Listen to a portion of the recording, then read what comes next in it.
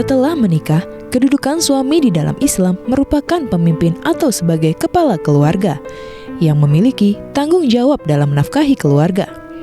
Ia juga bertanggung jawab atas pendidikan akhlak anggota keluarganya. Semua beban dan tanggung jawab yang dipikul kepala rumah tangga memiliki keutamaan besar karena mengandung tanggung jawab kepemimpinan dan pengayoman. Namun, kadang realita tak sesuai harapan. Sampai saat ini, masih saja terdapat suami yang keluar dari kodratnya. Banyak kasus yang terjadi seperti KDRT terhadap istri dan anak yang masih saja terjadi. Seperti kasus yang sempat viral beberapa waktu lalu. Nama selebgram sekaligus mantan atlet anggar Cut Intan Nabila tengah ramai diperbincangkan di media sosial. Hal ini lantaran dirinya diketahui mendapatkan kekerasan dalam rumah tangga dari sang suami. Lantas, bagaimanakah Islam memandang hal ini? Bagaimana seharusnya tanggung jawab laki-laki dalam keluarga? A'udzubillahi minasyaitonirrajim. Bismillahirrahmanirrahim. Assalamualaikum warahmatullahi wabarakatuh.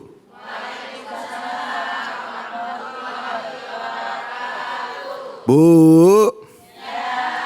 kalau ngelihat tayangan tadi, ibu marah, kesel, apa gedek? Bu, ada nggak yang kayak begitu bu lakinya bu? Ada nggak bu? Ada. Kalau ngelihat lagi kayak gitu bagusnya diapain bu? Disantet tuh Ustaz ada aja.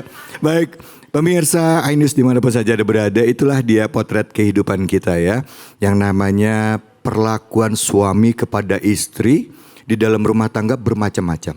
Ada yang suaminya lembut dengan istrinya, ya bisa menjadi panutan. Tapi juga ada juga yang mengalami musibah seperti saudara-saudara kita yang tadi kita saksikan tayangannya. Nah, saya mau menyapa dulu sama semua yang hadir di sini. Gimana kabarnya, sehat? Saya harap juga pemirsa yang ada di rumah dalam keadaan sehat walafiat. Senang sekali hari ini kita kembali bersilaturahim dalam program kesayangan kita, yaitu Cahaya Hati Indonesia. Puja dan puji mari kita panjatkan atas kehadirat Allah Subhanahu wa taala. Tidak lupa kita berikan salawat dan salam kita kepada junjungan kita, manusia yang mulia, Nabi besar Muhammad sallallahu alaihi wasallam beserta keluarga, sahabat dan umatnya yang setia hingga akhir zaman. Hadir bersama kita guru-guru kita. Izinkan saya menyapa guru kita dulu ya Bu ya. Kepada yang mulia guru kami Kiai Haji Samsul Ma'arif. Assalamualaikum warahmatullahi wabarakatuh Kiai. Waalaikumsalam warahmatullahi wabarakatuh. Kiai. Apa kabar Pak Kiai Kholik? Ampun, amin diaminin Kiai. Amin. Kiai makasih ya udah datang ke sini ya Kiai, meluangkan waktunya bagi-bagi ilmu buat ibu-ibu dan juga pemirsa iNews. Terima kasih Kiai. Baik, di samping Kiai sudah hadir guru kita yang saya kalau dengar beliau ini kangen dengan kajian-kajian tafsir Qur'annya, dan beliau juga di sini seringkali hadir juga mengajarkan cara membaca Qur'an juga. Cuman hari ini kita minta beliau untuk memberikan tausiahnya tentang tema kita yang berhubungan dengan KDRT. Untuk itu pada Al-Mukarram Kiai Haji Ustadz Azhari Nasution. Assalamualaikum warahmatullahi wabarakatuh Kiai. Mas David, sehat-sehat. Alhamdulillah sehat Kiai, Masya Allah. Saya mau nyebut Kiai apa Buya enaknya nih? Abuya. Buya dong ya. Abuya, Masya Allah. Baik, Alhamdulillah. Ini guru-guru kita. Nah langsung saja Kiai Samsul Ma'arif tadi setelah kita menyaksikan tayangan itu potret kehidupan real dalam kehidupan kita sehari-hari ya. Ada yang mengalami KDRT. Sebenarnya bagaimana Islam memberikan contoh khususnya dalam Al-Quran, apa yang harus dilakukan dalam rumah tangga bagi seorang laki-laki khususnya seorang suami? Silakan Kiai. Ya, Assalamualaikum warahmatullahi wabarakatuh. Waalaikumsalam warahmatullahi wabarakatuh. Para pemirsa iNews TV yang kami hormati, Bapak Ibu semua, tadi sudah kita lihat tayangan dan itu adalah fenomena yang sering terjadi di masyarakat kita. Ya. Kita berdoa mudah-mudahan kita dijauhkan dari suami yang model kayak begitu. Amin ya Allah, amin ya Allah. Tetapi inilah kenyataan hidup. Kadang-kadang sebelum masuk pada tahapan keluarga, ada khayalan, bayangan, keinginan yang menyenangkan. Tiba-tiba masuk dalam kehidupan rumah tangga, ternyata banyak problem. Memang hidup ini sebagian adalah problem. Kalau Bapak Ibu mau ingin hidup, berarti siap-siap menerima problem. Kalau tidak mau menerima problem, jangan hidup. Jangan hidup. Nah, oleh karena itu, gambaran tadi bisa kita jadikan pelajaran. Seringkali setelah kita berkeluarga ternyata banyak masalah. Itu sebabnya Al-Quran, As-Sunnah, hadis memberikan pedoman dalam kehidupan terutama keluarga. Bahkan secara khusus kalau kita lihat fikih itu kan, ada fikih ibadah, fikih muamalah, lalu salah satunya adalah fikih keluarga. Kalau dulu terkenal dengan al-ahwal asy-syakhsiyah, sekarang juga populer dengan fiqhul usrah, fikih keluarga. Maksudnya apa? Memberikan pemahaman agar kalau sudah masuk dalam kehidupan keluarga jangan saling marah, emosi. Nah, oleh karena itu bahwa pernikahan itu adalah sebuah misaqun ghalidha. Sebuah perjanjian yang kuat, masing-masing harus betul-betul memegang antara kewajiban dan hak. Tentu suami punya kewajiban, bagian dari haknya istri, istri juga punya kewajiban, bagian dari haknya suami. Nah, biasanya ini salah satunya tidak komitmen. Yang suami tidak memberikan kewajiban yang semestinya. Sementara istrinya juga tidak menerima. Nah, kadang-kadang ataupun pengaruh-pengaruh yang lain, mungkin ekonomi dan lain sebagainya. Oleh karena itu, dalam kehidupan keluarga pertama, kita ini harus saling menghargai segala kekurangannya masing-masing. Karena digambarkan dalam Al-Quran, hunna libasul lakum wa antum libasul lahum. Wa antum libasul lahunna. Hunna, mereka, perempuan, istri-istri, libas. Libas itu apa? Pakaian. Apa itu pakaian? Untuk menutupi.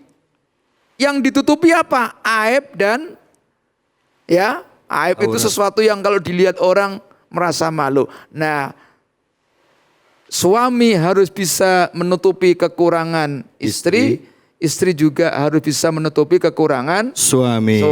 Sehingga saling menghargai. Kalau enggak tadi ada jumroh akobah pakai apa tadi? Lempar-lemparan. Iya, jumroh akobah pakai ngelempar setan apa? Ternyata yang dilempar istrinya gitu kan. Saya kira ini harus jadikan pelajaran penting. Baik, terima kasih banyak Kiai Syamsul Ma'arif. Silakan Buya Azhari Nasidan. Waduh, keberatan Buya. Waduh, iyalah Buya. Silakan Buya. Bismillahirrahmanirrahim. Assalamualaikum warahmatullahi wabarakatuh.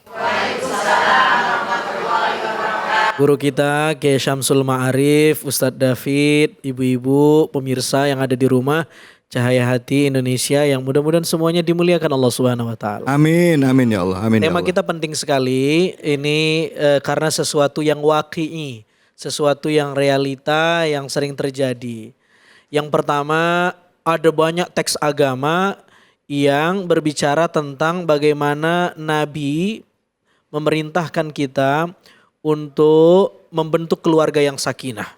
Dan keluarga yang sakinah itu tidak bisa dibentuk hanya dari semangat suami aja. Kalau istrinya nggak punya visi sakinah, atau istrinya pengen rumah tangganya sakinah tapi suaminya nggak pengen sakinah, nggak bisa. Harus dua-duanya. Karena itu kata Nabi Shallallahu Alaihi Wasallam, khairukum li ahli wa ana khairukum li ahli. Sebaik-baik kamu adalah orang yang baik kepada keluarganya. Dan saya nih kata Nabi ini, saya adalah orang yang paling baik ke keluarga saya. Tidak ada yang lebih baik dari Nabi dalam contoh sebagai role model yang baik ke istrinya, ke anak-anaknya, enggak ada. Nabi adalah orang yang paling baik untuk keluarga. Nah nikah ini Bu ibadah yang lama. Beda sama sholat. Sholat 5 menit, 7 menit selesai. Haji ya enggak lama-lama banget. Apalagi ada haji yang eksklusif. Ya setengah bulan bahkan seminggu mungkin sudah bisa balik. Tapi nikah ini ibadah yang lama sekali. Mencintai orang yang sama dalam waktu yang lama itu nikah.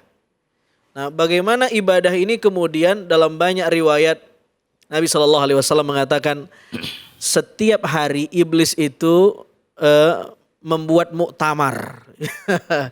Muktamar, dia kumpulkan prajurit-prajuritnya dan semua setan-setan diminta LPJ-nya. Laporan bertanggung jawaban. Apa yang sudah kamu lakukan menggoda anak manusia? Setan yang satu ngomong, saya udah berhasil begini. Masana'ta syai'a. Itu mah belum apa-apa kata iblis. Ada yang lain gak? Maju yang lain, saya udah berhasil begini. Masana'ta syai'a. Tapi yang satu bilang, saya berhasil memisahkan pasangan suami istri yang terikat dengan mitsaqan ghaliza. Kata Kiai Syamsul tadi. Lalu kemudian mereka ribut, konflik. Terjadi KDRT, berpisah, cerai. Saya berhasil menggoda mereka dan memisahkan hubungan yang halal. Apa kata iblis ini? Ni'ma anta. Kamu baru karyawan saya. Kamu baru anak buah saya. Kamu baru prajurit saya. Jadi prestasi terbesar iblis adalah merusak keluarga. Nah jangan kita biarkan rumah tangga kita rusak, itu artinya sama kita membuat iblis senang. Jadi tema ini menjadi penting untuk dibahas supaya kita punya kesadaran bersama untuk membangun keluarga yang sakinah, mawaddah, warahmah. Insyaallah. Baik, terima kasih banyak Bu ya. Silakan Ibu, ada yang mau bertanya? Silakan, atau pengen curhat siapa? Ada? Bu Ida. Silakan Bu Ida. Ya, langsung Bu. Assalamualaikum warahmatullahi wabarakatuh. Waalaikumsalam warahmatullahi wabarakatuh. Perkenalkan, saya Ida dari Majelis Taklim Taman Dupta Depok. Masya Allah, saya dengar dari Buya bagaimana iblis itu berhasil memisahkan itu. Mereka sangat bahagia ya. Mungkin terjadi dengan saya. Astagfirullah, saya mungkin bukan wanita yang solehah ya Ustaz. Saya tidak bisa mempertahankan rumah tangga saya. Astagfirullahaladzim. Ini Ustadz, saya ingin sedikit curhat ya Pak Kiai, mohon solusinya. Kebetulan saya sudah berpisah dengan suami saya. Dan suami saya sudah tidak lagi menafkahi anak-anak saya. Anak-anak saya sudah berusaha mencari dia, semua diblok kontak-kontak anak-anak saya. Sampai semua alhamdulillah saya menghidupi anak-anak saya sendiri. Sampai ada anak saya, salah satu anak saya mungkin dia sakit hati. Melihat ibunya, melihat adiknya, saudaranya. Dengan kebutuhan, kita berjuang sendiri. Dia sakit hati. Dia ingin memblok lagi bapaknya, tidak ingin mencari lagi bapaknya. Dan dia punya dendam, Pak Kiai. Pertanyaan saya, apa yang harus saya lakukan terhadap anak-anak saya? Apa saya untuk stop, untuk mencari bapaknya, untuk meminta pertanggungjawaban kepada bapaknya? Terus apa yang harus saya sampaikan kepada anak-anak saya? Bagaimanapun baik buruknya, dia adalah ayahnya. Tapi mungkin dia melihat kekecewaan terhadap ayahnya. Begitu aja Pak Kiai, Pak Ustadz. Apa solusi untuk saya menyampaikan kepada anak-anak saya dan bagaimana sikap saya terhadap mantan suami saya harus apa gitu Pak Kiai? Baik Ibu. Sabar ya Bu ya. Iya. Terima kasih banyak ya Ibu ya. Terima kasih Ustadz. Pak Kiai. Assalamualaikum warahmatullahi wabarakatuh. Waalaikumsalam warahmatullahi wabarakatuh. Silakan Kiai Fadl. Saya juga ikut prihatin juga ini. Iya. Pemirsa yang kami hormati, jadi menikah atau an-nikah dan perceraian atau at-talak itu adalah bagian dari qadha dan qadarnya Allah. Qadha dan qadarnya Allah atau ketentuan dan ketetapan Allah itu adalah yang terbaik. Jadi jangan sampai ibu-ibu menyesal dengan ketentuan dan ketetapan. Ada enggak yang pernah nyesel punya suami yang sekarang ini Bu? Yang benar, wah nyesel nih sama suami. Kenapa yang ini? Kenapa enggak yang ono sekarang? Ya, ada juga yang nyesel. Padahal suami yang sekarang ini adalah suami yang terbaik sesuai dengan qadha dan qadarnya Allah. Jadi enggak boleh nyesel itu. Nah seandainya kok pisah terjadi perceraian itu juga bagian dari qadha dan qadarnya Allah. Itu pun yang terbaik, untung ada perceraian. Walaupun ya sebelum orang melakukan perceraian itu memang dikatakan perceraian itu sesuatu yang tidak mengenakkan. Perbuatan yang boleh tapi tidak disukai oleh Allah. Tetapi itu solusi hidup. Ya, ketika orang itu sudah tidak lagi disatukan, maka Islam memberikan solusi, yaitu perceraian kalau tidak ada solusi yang lain. Tidak ada jalan keluar. Kalau masih ada solusi yang lain, ya kembali. Tapi kalau sudah tidak ada, itu yang terbaik. Yakinlah itu yang terbaik. Hanya kadang-kadang punya dampak yang tidak baik. Apalagi kalau suaminya tadi tidak bertanggung jawab terhadap anaknya.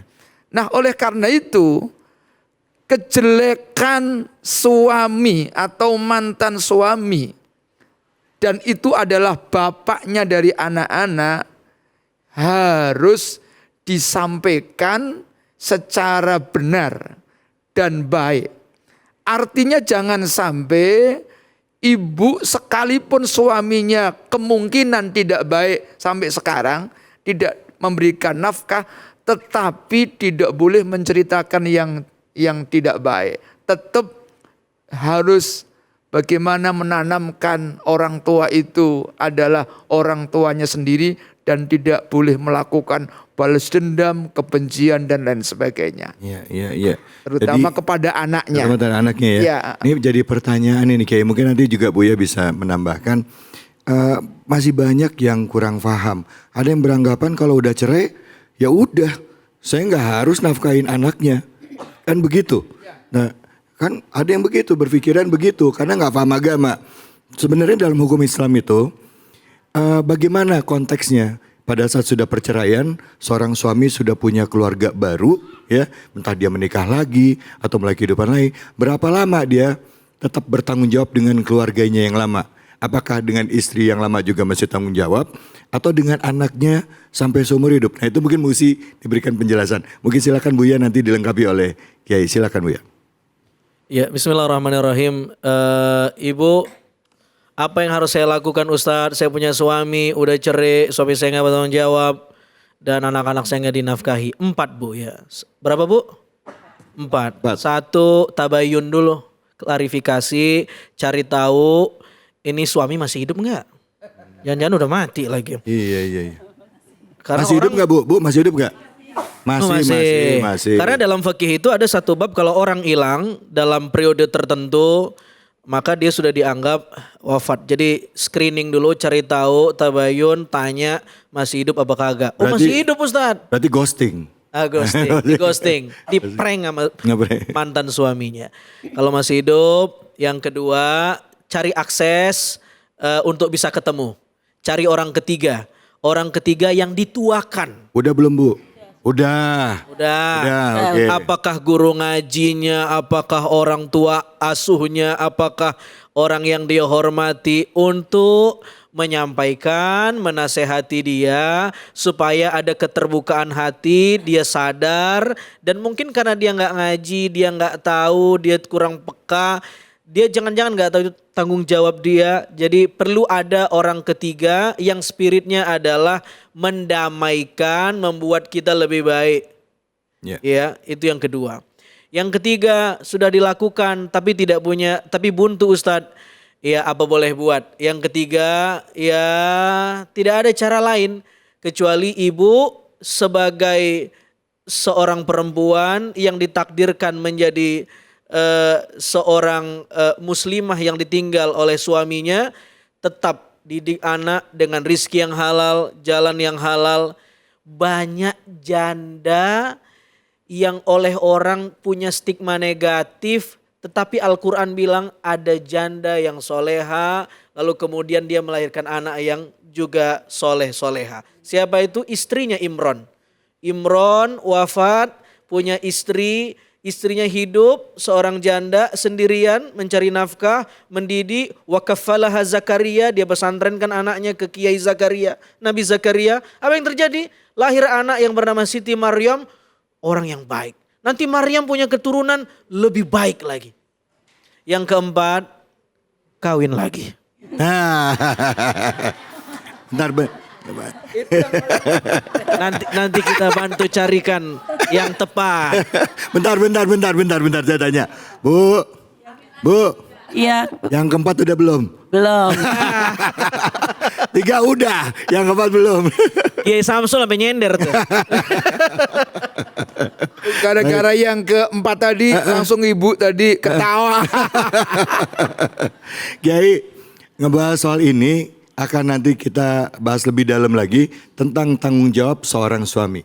Pada saat dia sudah viroh, sudah pisah, sampai sejauh mana dia punya tanggung jawab terhadap mantan istri dan juga anak-anaknya. Karena kasus ini bisa jadi pelajaran juga buat kita ya. Selain kita nanti juga ngomong soal KDRT. Jangan kemana-mana, tetap di sini di Cahaya Hati Indonesia.